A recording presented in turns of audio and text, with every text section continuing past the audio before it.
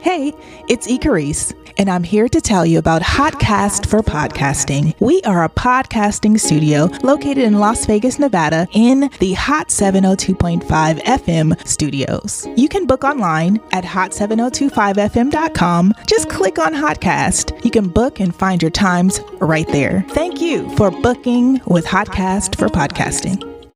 BizQuik podcast hits on the struggles and advantages of being an entrepreneur. It's for anyone who's made the commitment to burn the boats and not look back. Are you a busy entrepreneur or small business owner trying to do it all?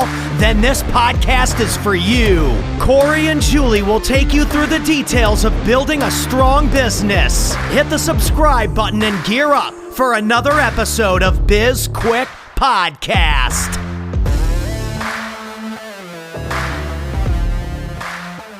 All right, welcome to BizQuik Special Edition. We've got the Vegas series going on. We've got Machin of Machine Studio. That's a graffiti artist, supplies, custom design, stickers, all sorts of stuff like that. Is that right? Yeah, pretty much. Okay. Yeah. And we have a special guest host, Mark. He is barely alive right now. Yep, you'll probably remember him from our Thanksgiving episode where he was on Team Cranberry with Julie. Yes.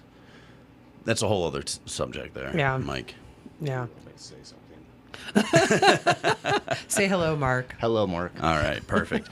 So yeah, this is we're in Las Vegas, and it's a special series that we're doing where we're meeting people in person. So welcome to the show, Mike. Thank you. Appreciate it. Yeah, so how are you liking, you're new to Vegas. Yeah. You just recently moved here. How are you liking it? So far, so good. It's a different pace than LA. The heat is pretty...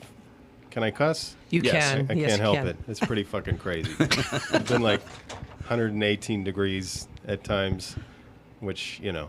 And the air conditioner in my car is kind of on the fritz. Oh. Or my van. Oof. I drive a creep van. Awesome. Oh, sweet. Yeah, very nice. Do you have a bag of candy utilitarian. in there or a puppy dog or anything? Not quite that creepy, but it's utilitarian, I like to say. So why'd you make the shift from Los Angeles to Vegas? Well, I was I'm expanding the current business that I'm in, and as I was thinking about those expansions in LA, looking at properties and how much things cost and all this kind of stuff, it just was making less and less sense as far as how much it would cost to buy stuff out there, property and things like that. So I had started just looking around because I was born and raised in Southern California, so I'd never really looked at how much shit costed outside. And as soon as I started looking at how much further your money could go outside of Southern California, I was like, man, I got to get out of here. So I was prepared to go anywhere, but I talked it over with my girlfriend and figured out where both of our businesses would work. And Las Vegas made sense for both of us. So I could have thrown a dart at a map. And So you're primarily online then? All of your business is just virtual? No, we have 2 retail stores. Okay. So we still have a shop in San Pedro, California, which is it's in LA County. Okay. It's at the Port of Los Angeles. So that's our first shop. And then we have a retail store here as well. The idea was to move the e-commerce part of the business out to Vegas and just kind of try to expand from here. But since we already had kind of a following in LA, it made sense to keep the store there. Plus I have a good team there, so I didn't really want to, just uproot everything. Sure. Can you tell our listeners a little bit about the business? Like, what is it that you sell? And if, like, we walked into your retail shop, which we're going to make that happen before we leave Vegas, like, what would we find there? We sell, like, graffiti art supplies. So we sell a lot of high-end spray paint, a lot of markers, sketchbooks, pens, things like that. Oh, cool. Okay. And then we also have a sticker printing business. The graffiti art culture, stickers is a big part of it. We always have...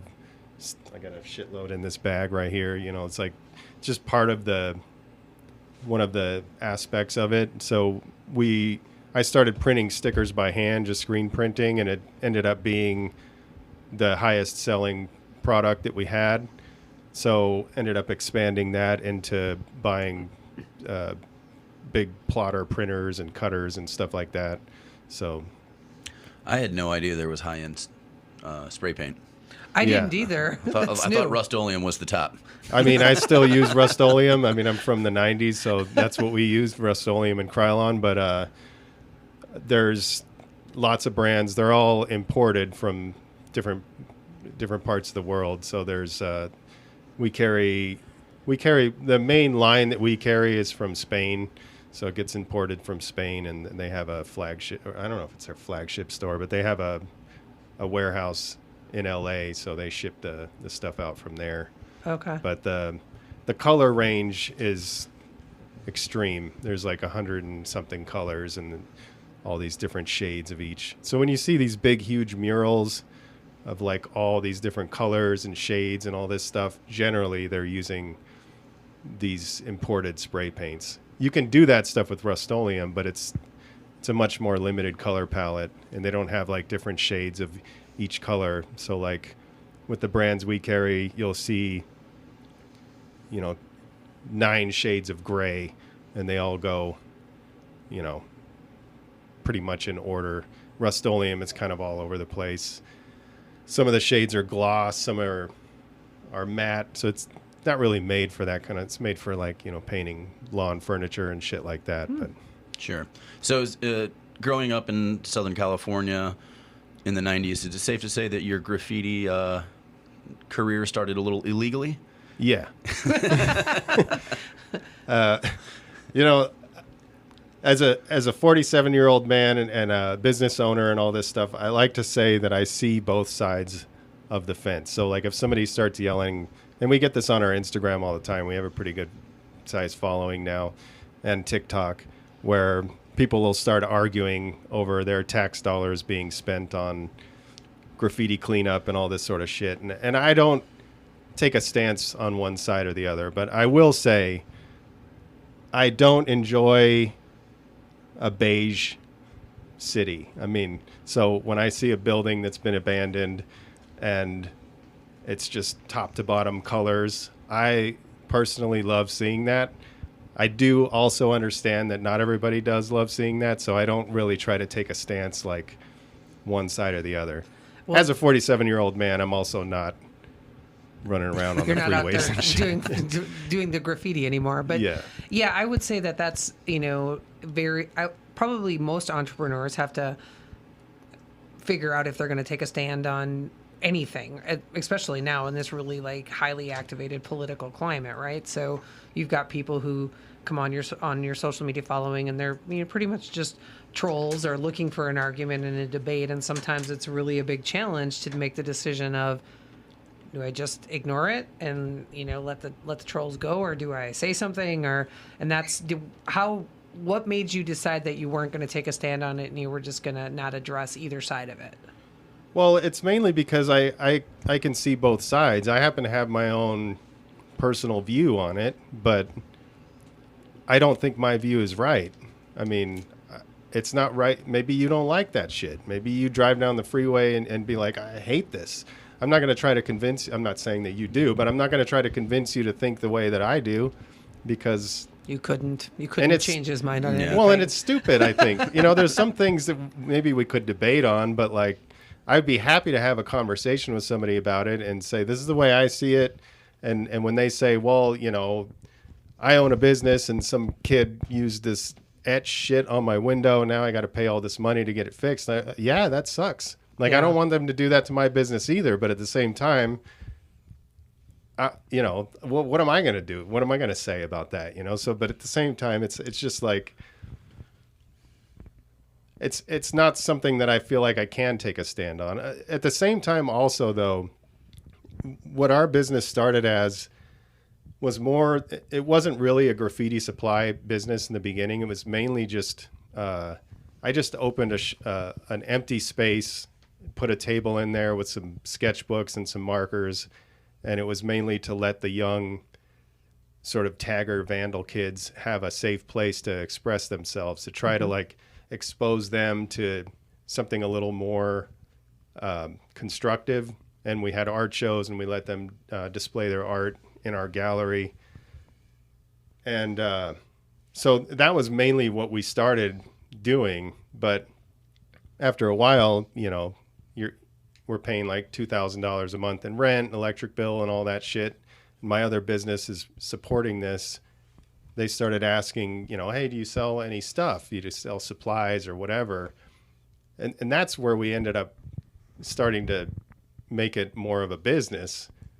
So I think I got a little off track there. No, but the point was just that it is a positive thing, even though I see that there is destructive side to it. So we do try to encourage them to do positive things with it as well. Yeah, and I'd agree that, I mean, there's, when it's done tastefully, yeah, cleaning up, you know, like turning a beige city,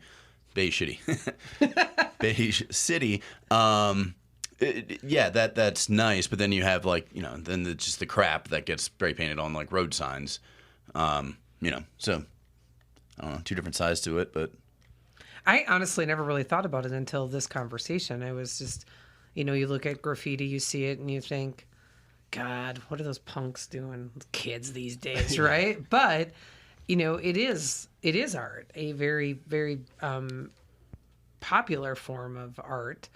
And I guess thinking about, you know, the back end of it, where you're giving them the supplies to make it so that it's more beautiful, right? So, and really focusing on art in a very non-traditional way, I guess you could look at it.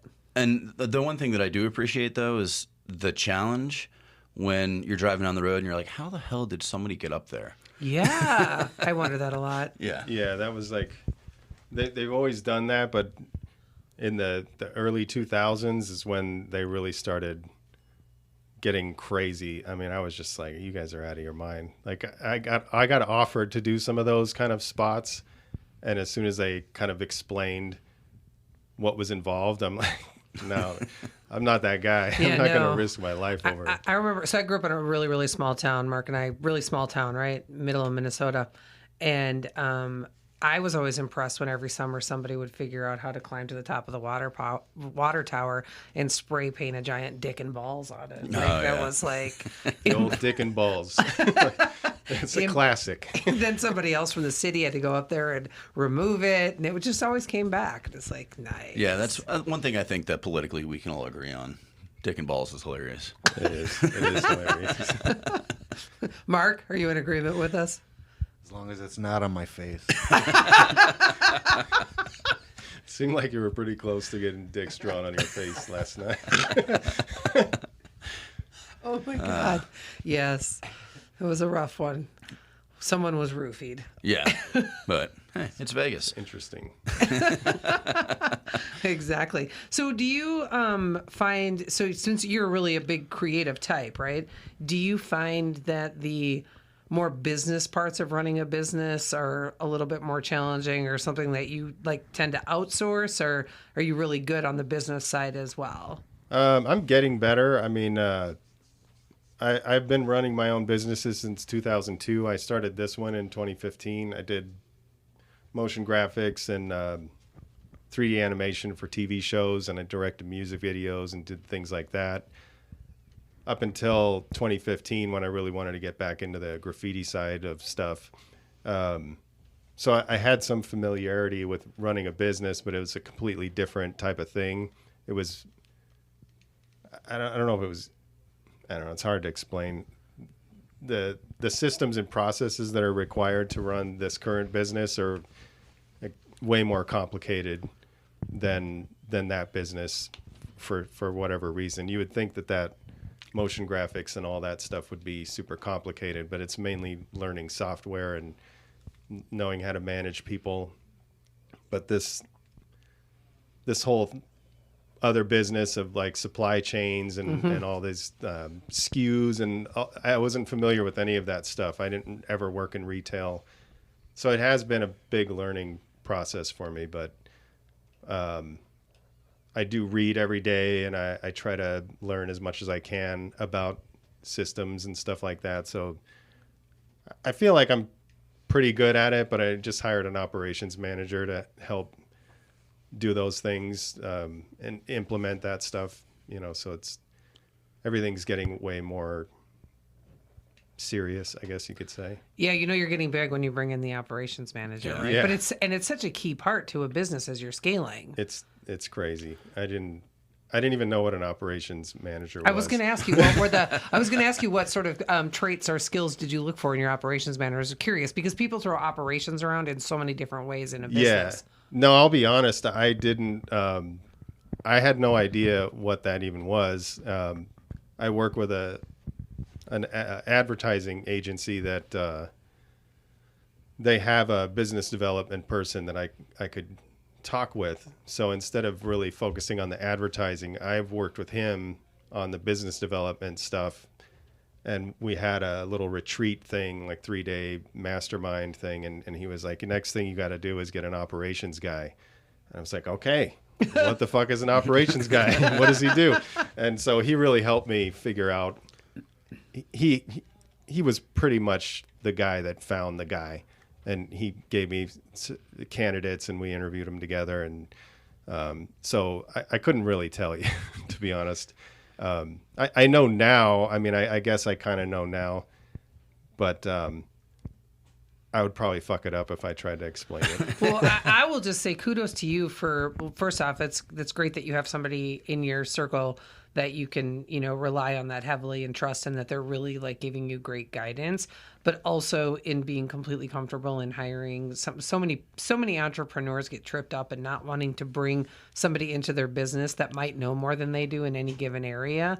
And really, that's like the best way to like grow and scale that business is to have people. And we all know, like you never want to be the smartest person in the room, right? I can't relate to that, honestly. Like, I guess maybe when I was in my other business, I probably was. Well, actually, it's not even true because I used to hire animators. I was like, I don't want to know how all this shit works, even though I know how to animate. There's a whole nother level to somebody that just animates, Yeah. So like you have to bring in people that are more knowledgeable than you. And in this case, there was no chance of me scaling the business at all if I'm writing systems and packing shit and working the counter. Like, how do you do that? It's not possible. So now I'm trying to get it to where I do the creative stuff and the making content and the things that I know that I'm good at. Yeah. Well, and one of the things that, most small business owners learn the hard way is that it pays to pay people. Oh, yeah. Like getting people to do the work that you shouldn't be doing or you don't want to do.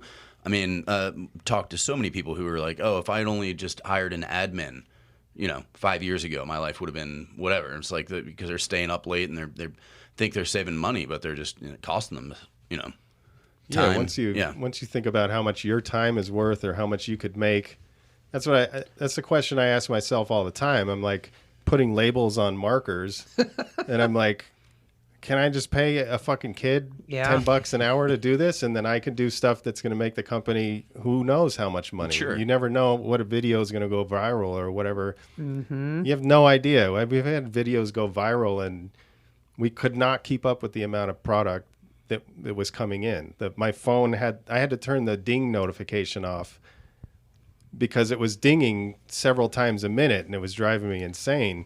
But you never know when stuff like that's going to happen. So if I take myself out of the game, labeling shit and doing that kind of thing, those opportunities don't happen, Yep. So That's a very, very big thinking mindset, right? If I know that there's someone else who can do the small tasks like putting the labels on the markers or restocking or fulfilling orders. We always, any entrepreneur that we work with, so one of the most common things that we do, Mike, is we help people launch new businesses.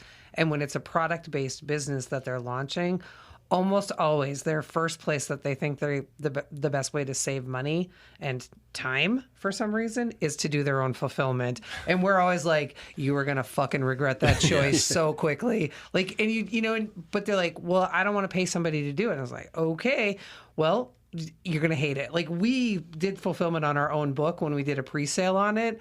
And I'm telling you, it was like, we got to get out of this business. Like, we can't, like. It was awful. It's terrible. So you guys literally packed them and shipped them? Yeah. Yes. Yeah, it's not a good time. No. I still have to do it on the weekends. Like, we're not quite to the point where, like, we scaled to a real scary place, you know, where money's going out, money's coming in.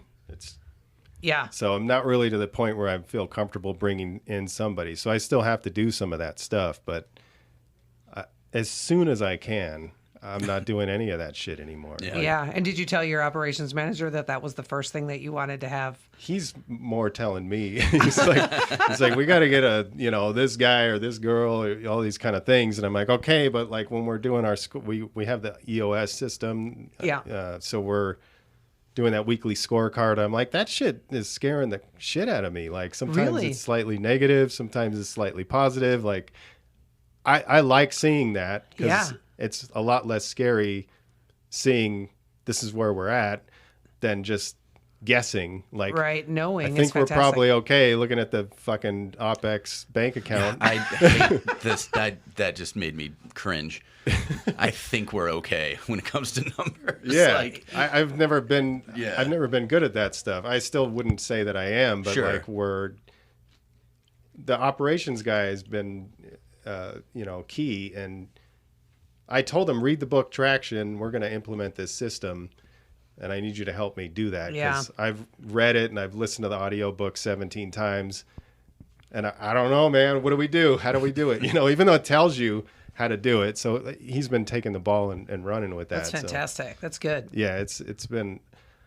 I know we're as they say, planting seeds for later. So we're at the waiting for it to come out of the ground. Sure, but the growing pains that you go through are also exciting and fun, right? They're hard, and you're like, oh my god. But as you're going through it, and you have to figure out like more efficient ways to do things, or if you're going to outsource something, or new systems to implement to make things run smoother, or get more revenue in the door, or increase your profit margin. All of those things are so much fun when you look back on them and you're like, God, that was really cool. But it's also not terrible post failure, right? So you go through it and you hit a failure and you're like, that sucks.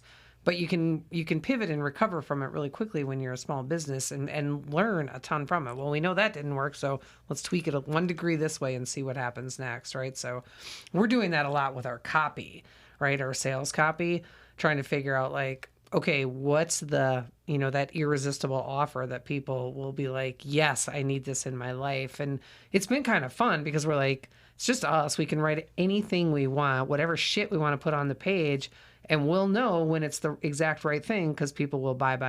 And then we're just kind of, messing around with it, thinking we'll see when we get there. Yeah. I just finished listening to that book, Hook Point. It's kind of like talking about just that kind of stuff. And those are the kind of things that I'm going to try to figure out, like exactly what you're saying. Like, what do you say to somebody that makes them stop scrolling, or what do you show them? There's all kinds of cool things. But to your point about the failures and learning from them, the Marcus Anderson, have you listened to his podcast, the Octa Non Verba? I learned such a key thing from him when he said, like, if you're doing this gratitude, like being grateful for all the shit that's easy to be grateful for, all the stuff that's going well. I can't remember what he called it. I don't want to misquote him, but I think it was something like bullshit, easy gratitude or something like that.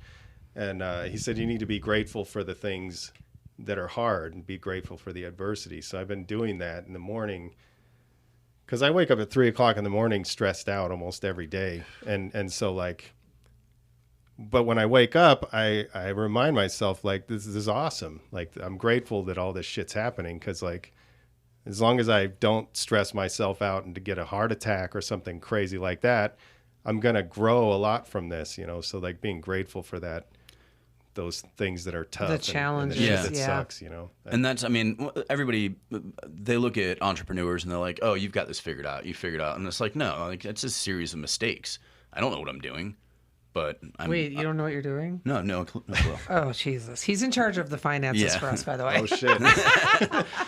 but Very yeah, important. it's all just like, I mean, you learn, you make mistakes, and you learn. That's business. That is business, and you have to be really okay with that. And if you're partnered up with somebody, they have to have a similar mindset. So, but it works well. We have to wrap it up. So can you tell our listeners how they can find out more about you? You can go to @Machine Studio either on Instagram or TikTok. We do a lot of content there. I have a podcast called the Graffiti Machine Podcast, and our website, machinestudio.com. Great. Well, thanks for heading over here, and thanks to our listeners, and thanks to Hot 702.5, which is the building we're in right now. I don't know. I forgot the name of it, but that sounds right. That's correct. Right. Yeah. And you can get all of that information is going to be in our show notes, and if you want to work with us, you can find out everything you need to find out on our website. Yeah, we have to fix this outro. I know, because it's so sucks. backwards. But you can connect with us on social media. We're on LinkedIn, Twitter, Instagram, Facebook, and we have a YouTube channel. You can also reach out to us on sbpace.com. Don't forget to subscribe to the podcast, like us, give us a review, download episodes, all of that helps. Subscribe, yeah. I said subscribe. Oh, yeah, you did. Yeah. I'm sorry. Yeah. Reach out to us if you have any topics that you want us to cover as well. Yes. Also, we wrote a book. It's called Seriously Now What? A Small Business Guide to Disaster Preparedness. It is a #1 bestseller on Amazon. It has a digital download workbook that walks you through all types of exercises. And if you already have bought the book, go back and rate and review it, please. And that is it for this show. I'm Corey. I'm Julie. I'm Mark. There you go. And this was BizQuik, helping small businesses across America.